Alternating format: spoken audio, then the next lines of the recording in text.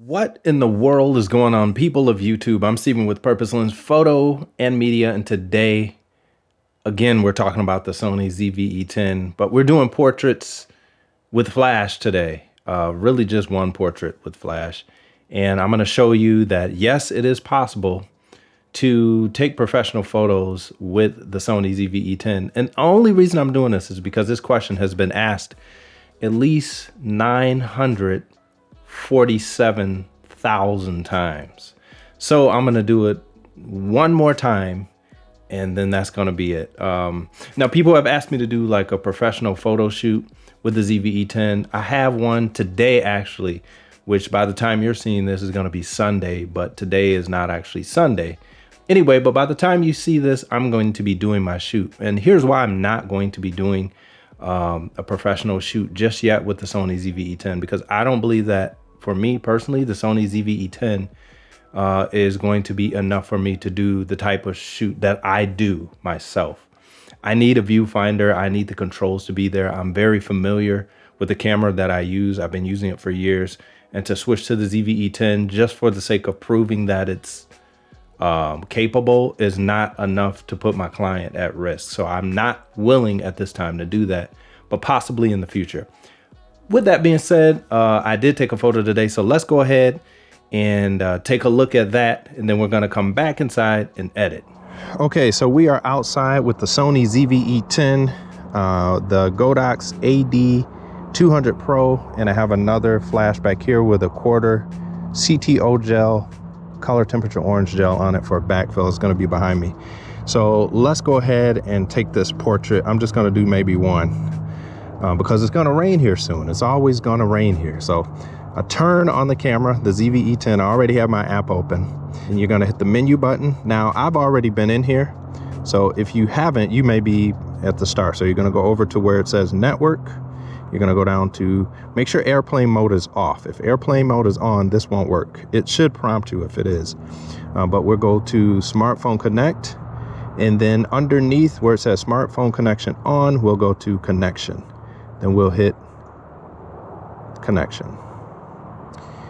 Once you connect, or once you hit that, you'll see this screen here. This lets you know that it is ready to receive a connection from your phone. So then you'll go over here and select the ZV E10 and hit start. You get this little message: before proceeding, first make settings on your camera to connect and operate a smartphone. That's weird that it says it that way. And then click OK. Then click join. And then once it joins, I should see what this camera is seeing, which should be those weeds back there or whatever that is. So click remote shooting. And there we go. So I have my settings here, 1/250th of a second, f4 as my aperture, and ISO 50. So like I said, I was playing around with this before, and this setting I like. Oh, of course, my battery's low. So let's just take a photo here and see what it looks like. Now, one of the things I will say is when you're doing flash, you're going to have two different exposures, right? You're going to have your ambient exposure, which is just going to be your natural light, which is outside. But then you're going to have your exposure coming from your two flashes. And the key is to balance those so that they complement each other. Now you can balance this to taste. So the best way to do this is to first turn off your flash trigger. And then on here, you will see a preview of what things look like without having your flash on. So we're just going to take a photo here without the flash. Let me make sure the flash isn't on, the flash trigger. Okay, the trigger is off, so perfect. So I'm going to stand here. This is about where I want to be. And then we'll go ahead. Let's see what's happening. Oh, there goes delayed. That's one thing I have found. There's a huge delay sometimes. Every time I have this GoPro on, that happens. So I'm thinking there may be some interference with the GoPro or something. I don't know. I have to do more tests. Let's do another one, see if we can get it to go faster. Because even like me tapping the focus is slow. All right. And I'm noticing my preview screen is darker than my actual picture. I'm gonna have to see what that's all about. So let's go ahead and turn on the flash trigger. And as of right now, my settings are this flash, the AD200 Pro, is at an 8th power, and this other flash here is at full power. So let's see what we get. And this preview right here is a reflection of, it's supposed to try to guesstimate what things are going to look like with the flash, but we'll see. This might come out too bright, but let's take a look and see. See? Actually, that didn't come out bad. Let's take one more. I may want to bring up the power on this flash a little bit more, the one with the softbox. Let's see what we get.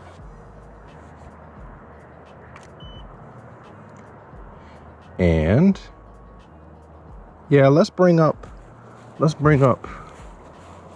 one just a bit. I'm at an 1/8 now. Let's just go 1/4. Let's see what that does for us. There we go. That's a good one. I'm gonna close my mouth though. I look like I'm eating. I'm gonna do a little mean one on here. Let's get a little bit mean. Let's see. There we go. I like that. So let's go ahead and go in and edit this and see what we got. So these are the photos that I took, and I think this last one here may be the one that I actually like the most. On the one where it didn't flash, this is what we're looking at right here, which doesn't look bad, but you just see how the flash adds a whole nother element. Now I haven't done any editing to this. This is just the flash by itself. So let's go ahead and just start some work on this. It looks like it's pretty much in focus. I think it got my left eye in focus. I was shooting at f4. I was kind of close to the camera. So this is with the Sigma 56mm 1.4. My settings are ISO 50, f-stop of 4.0, and a shutter speed of 1/200. You can see me wearing the GoPro there. And I was controlling it with my phone. I'm gonna do a separate video on how to use the phone to control the camera to take your photos. But let's go ahead and start editing this photo, and we could see what we can get with the final outcome. So let's see how this is. Now, what you're seeing here, just like you saw before, this is a mask, and I am just using this. It turns red because it shows you, again, this is Lightroom. It turns red because it shows you what area of the photo you will be affecting. So I'm going to be affecting the parts that are in red, like this. So those are the parts I'm going to be affecting. You could just turn that on and off with the O letter key on your keyboard. Again, like I said before in the other video, when you're talking about the Sony ZV E10, if you're new to photography, more than likely the problem isn't going to be, or I guess I shouldn't say the problem, the bottleneck or the limitation isn't going to be the ZV E10. Is more than likely going to be, if you're new, your skills and abilities. So this camera is definitely capable of doing more than what you'll ever probably use it for. So that's why I even still have one to this day. And one of the things I want to talk about too, as I'm editing, is, you know, when you watch YouTube and all these new cameras come out, like the DJI camera that came out, the Sony A7 IV, that just came out. All these cameras, they're really great cameras, but this is the truth. And not many people will tell you this, but people who own businesses and do photography and videography for their actual job, they're not switching cameras all of the time. As a matter of fact, they're picking a camera and they're usually sticking with that camera for a few years. Now that's not all, but I would say that's a large majority of them. And the reason why they're doing that is because you get comfortable using the gear that you know. And it's not even always about comfort, it's about convenience and efficiency. If I have, just like the ZV E10, if you have a client that, you know, needs some work done, the last thing you want to do is to be, you know, at the shoot trying to figure out the settings and, you know, something's not going the way you want it to. That's the last thing you want. You want something that's going to work for you, that you know, like the back of your hand. I don't know what that saying even means, back of your hand, because I don't know back of my hand. But you want something that you know very well that can allow you to go in, execute, and be confident that the work that you're doing is going to be your best work. And you can't do that if you're always switching cameras. That's not to say people don't rent cameras sometimes for special projects, because they do. But for the most part, most videographers on a professional level aren't going to be swapping out cameras every day. It's just not going to happen. You could talk to any of them. If they're honest with you, they'll tell you that they don't. So, I just want to say that, because I think being on YouTube and things like that, sometimes you can get the impression that you need the latest gear. You got to get this new camera that came out because it has this, and this camera is better than last year's because it can do this. Most of the time, that stuff does not matter in the long run, because number one, I've said this in a video before, your clients probably aren't going to even notice the difference. And number two, like I said before, just it doesn't make sense to put yourself in a position as a business owner to, have your equipment not work the way you want it to, and you fumbling around on the set, or during a shoot. That's not something you want to do. You want to get in there, you want to be as efficient as possible, and you want your work to be the best that it can be. And that can't happen if you're switching out cameras. So that's just something I wanted to say. So as you can see, we've done quite a bit to this picture. I threw some filters on there, some radio filters. I brought out the shirt and things like that. We could see the before and after.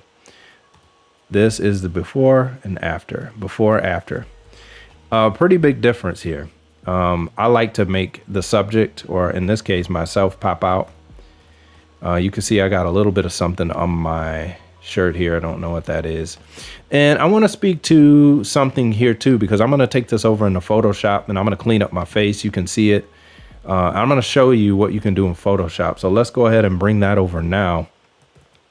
And as that goes over, I want to tell you guys that, one of the things that we hear a lot on the YouTube platform, and even on this channel, is how to get sharp images, how to get sharp images, how to get sharp images. Sharp images are beautiful, when you can get them correctly in camera and everything's in focus and it looks tack sharp.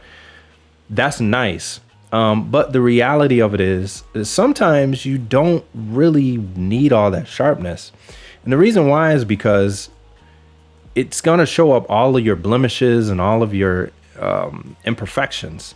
And for some people, that's not what you want to do. Like if you're doing headshots and things like that, if your photos are super sharp all the time, you're just going to end up going into Photoshop and editing that stuff out anyway. All of the imperfections, like these little things on my face here. Like I'm going to just take these off and I'm going to show you. And you don't want to remove too much of this stuff, because believe it or not, this is what gives you your look and your personality. And this can become kind of a moral issue, and I don't want to get too deep into that, but am I altering people so much that they're not who they were created and designed to be anymore? Because I don't think that the way we look should be as important as it is. Yes, it is important to look nice, and it is important to be presentable, especially when you're trying to do a professional shoot. But I don't want to go in Photoshop and edit somebody so much that they don't even look like themselves anymore. And people, honestly, can tell when they're not themselves, because they look at themselves in the mirror all the time. So this is something that I really think about is, am I altering someone to the point that it can even, is it making them feel insecure? And no, I'm not saying that their security is my responsibility, but I do play a role in that. I'm sort of like a digital plastic surgeon because I can literally alter the look of somebody, like dramatically. If I pulled out the liquefy tool here, I could even slim my face down or bring my eyes up or down. And there's a lot you can do here in Photoshop. And, it's really up to who's ever editing to do whatever it is that they want, and up to whoever is the person in the photo. So again, this is coming from the ZV E10, the 56mm 1.4 at f4. And to be honest, you may not even be able to see a lot of this. Let me zoom back in again so you can see the before and after. So going a little bit tighter, right? That's too close here. So you could see just the specks in my face. They go away. It gives it just a cleaner look, draws attention to my eye. And then I'm going to put one of my other things on here that I do. And we'll see. Man, it's been a minute. Okay, here we go. Actions is what I'm looking for. Now with Photoshop, you can set up a bunch of different actions and things like that. Actions are just presets as far as certain, like to do what I'm going to do now in Photoshop, you have to go through a bunch of steps. So with actions, what I'm able to do is just hit one button and it'll bring up my brush and it'll do all the different things that I want it to do. So all I have to go in here and do is just brush. And that makes it really simple for me. So that's what I'm doing right now. And if I zoom in, you can see what it's doing. It's going to be very subtle, but it's evening out all these specular highlights on my face. Now, specular highlights are just going to be these hot spots or these shiny spots on my face, and it's going to dull those down a little bit and give me more of like a matte finish. And this just gives you more of just a cleaner look. You don't have to do it, but I like to do it to my photos sometimes. You know, when I like to do it, I guess it depends. It's not really a time to do it, but I just like to do it. Now, this is really overdone. I look fake. So what I'll do is after this mask has been, you know, created up here and I've went through and did my cleanup, I'll take my opacity and bring it down. Now, I'm not giving you guys a lot of details just because this is not what this video is about.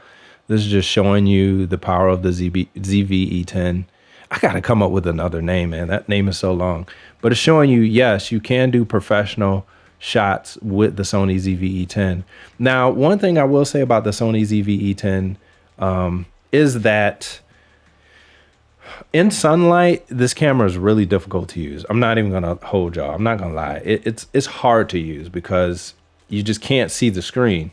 You know, on my other video, I said that the brightness wasn't turned all the way up. Well, actually did turn the brightness all the way up.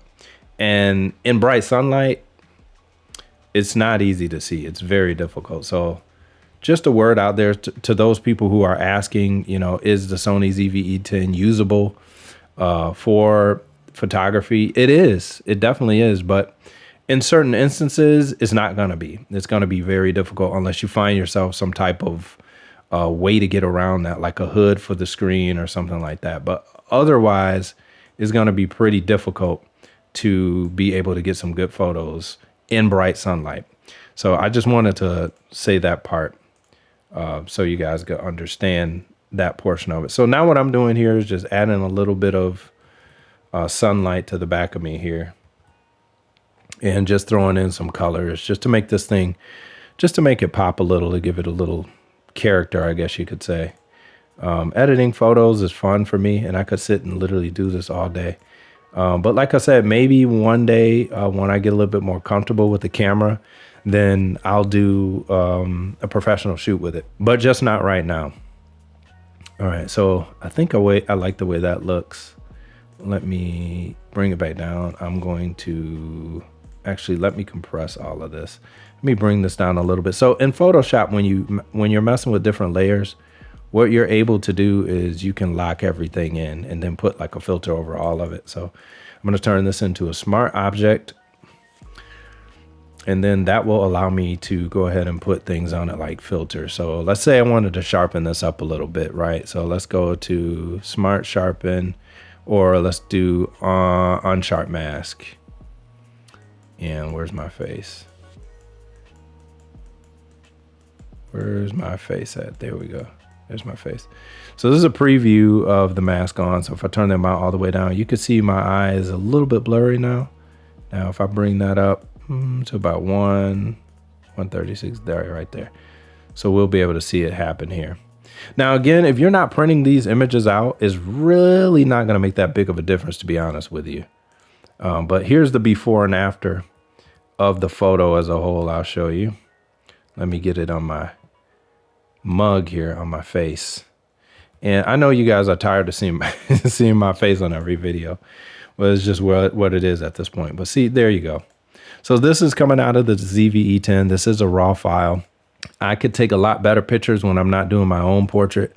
But like I said, I will do a video on how to actually control the ZV E10 with your phone. But until next time, I'll holler at y'all later. I'm out. Peace.